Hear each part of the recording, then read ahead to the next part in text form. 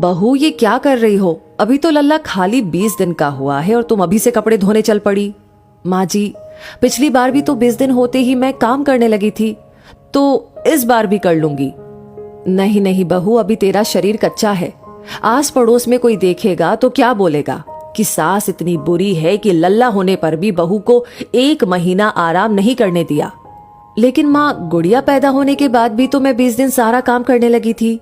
सास बहू की इस बहस को सुनते ही कजरी की दादी सास ने जोर लगाते हुए कहा, बहुरिया, तू क्या पिछली बार का राग अलाप रही है? पिछली बार कौन सा तूने लल्ला जना था जो तेरे लाड़ चाव करते? बेटी पैदा करने पर भी इतने दिन तुझे सुलाए रखा, वो क्या कम था? इस बार लल्ला लाकर तूने हमें सोने की सीढ़ी चढ़ाया है, तो हमारा भी तो फर्ज बनता है ना कुछ लाड़ चाव करने का। ज्यादा बहस मत कर और अंदर जा। देख, लल्ला कब से रो रहा है। जाकर उसे दूध पिला, बेचारे का गला सूख गया होगा। तभी कजरी को कमरे से बाहर देखकर 2 साल की गुड़िया आंख मलते हुए उससे चिपट गई। मम्मी, मम्मी दूध पीना है।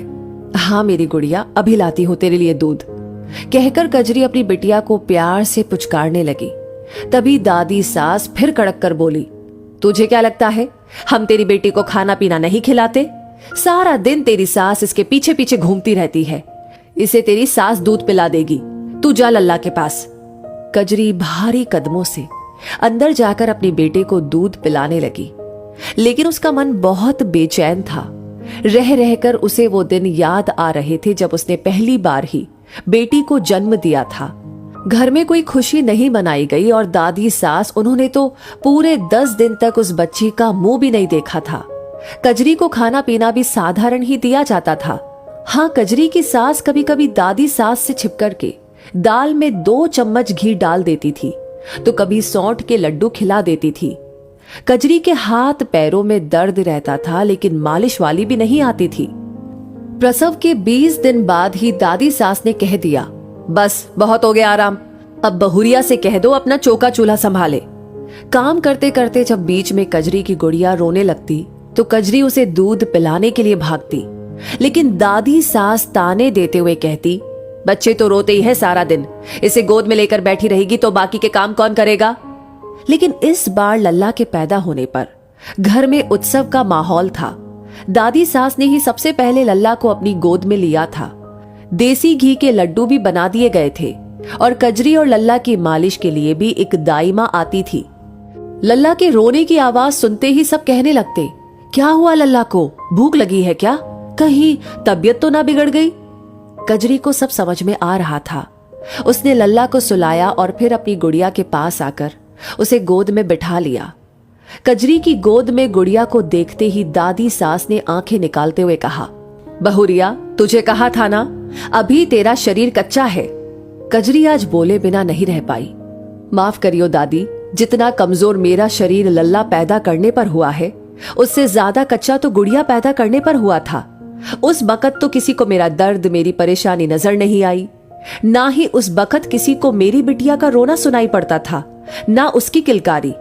आप लोगों को बस ये लड़की नजर आती थी, लेकिन बेचारी इस नन्ही सी जान को क्या पता लड़का लड़की का फर्क।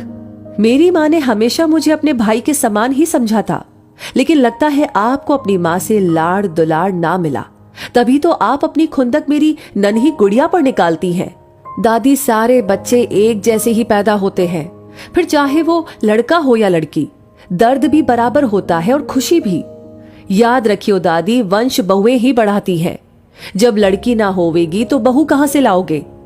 आज कजरी की दादी सास और सास दोनों कजरी का मुंह देखती रह गई। दादी, मैं अपने दोनों बच्चों को बराबर पालूंगी। एक माँ होकर भी अगर मैं खुद ही अपने बच्चों में फर्क करूंगी तो इस दुनिया समाज को क्या दोष देना?